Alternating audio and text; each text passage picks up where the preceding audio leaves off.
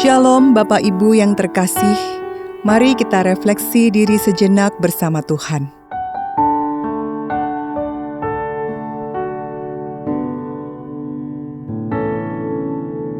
Takkan ku ragu Tuhan, janji-Mu yang menghidupkanku. Hanya padamu Tuhan ku berseru, dan mataku tertuju padamu. Kau selalu punya cara untuk menolongku. Kau selalu punya jalan keajaiban-Mu. Kau dahsyat dalam segala perbuatan-Mu, dan ku tenang di dalam cara-Mu. Kau selalu punya cara untuk menolongku. Kau selalu punya jalan keajaiban-Mu. Kau dahsyat dalam segala perbuatan-Mu, dan ku tenang di dalam cara-Mu.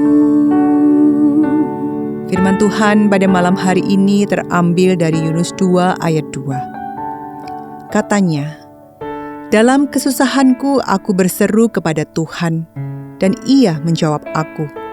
Dari tengah-tengah dunia orang mati aku berteriak, dan Kau dengarkan suaraku. Didengarkan adalah sebuah kebutuhan. Kita semua ingin didengarkan. Kita ingin orang menyimak setiap keluh kesah kita.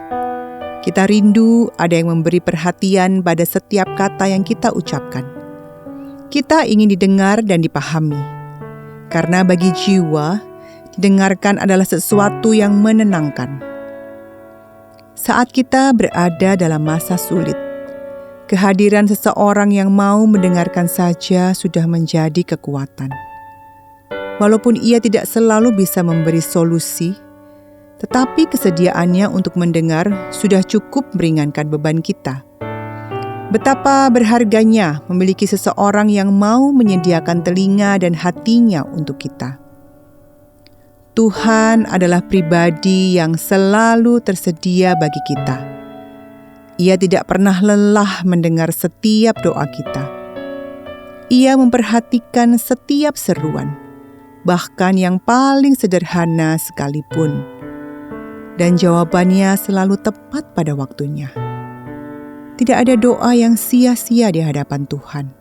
Setiap tangisan, setiap pergumulan, semuanya didengar oleh-Nya. Karena itu, mari kita melihat setiap kesulitan sebagai kesempatan untuk datang lebih dekat kepada Tuhan. Kesempatan untuk berseru lebih sungguh dan lebih dalam. Saat kita berseru kepada Tuhan, kita diingatkan bahwa kita tidak sendiri. Ada Tuhan yang selalu mendengar dan mengasihi kita. Apapun pergumulan kita hari ini, pekerjaan, keluarga, atau hal-hal lain yang terasa begitu berat, bawalah semuanya kepada Tuhan.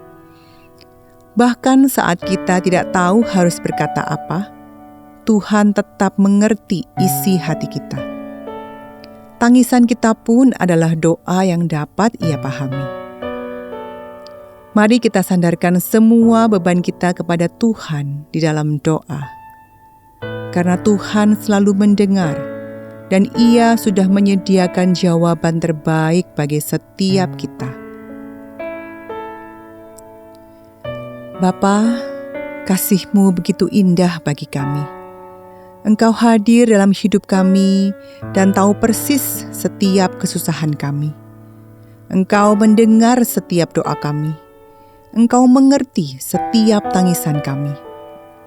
Engkau tahu apa yang kami khawatirkan, dan Engkau memahami setiap masa sulit yang kami alami. Kami percaya Engkau tahu apa yang terbaik bagi kami. Bapa, ajar kami untuk tidak merasa sendirian dalam hidup ini. Ajar kami untuk terus datang dan berseru kepadamu dengan sungguh-sungguh. Kami sadar, semakin kami berseru kepadamu, semakin dikuatkan iman kami. Karena sumber kekuatan kami hanya dari Engkau. Bapa, semua yang menyusahkan kami saat ini, kami serahkan kepadamu.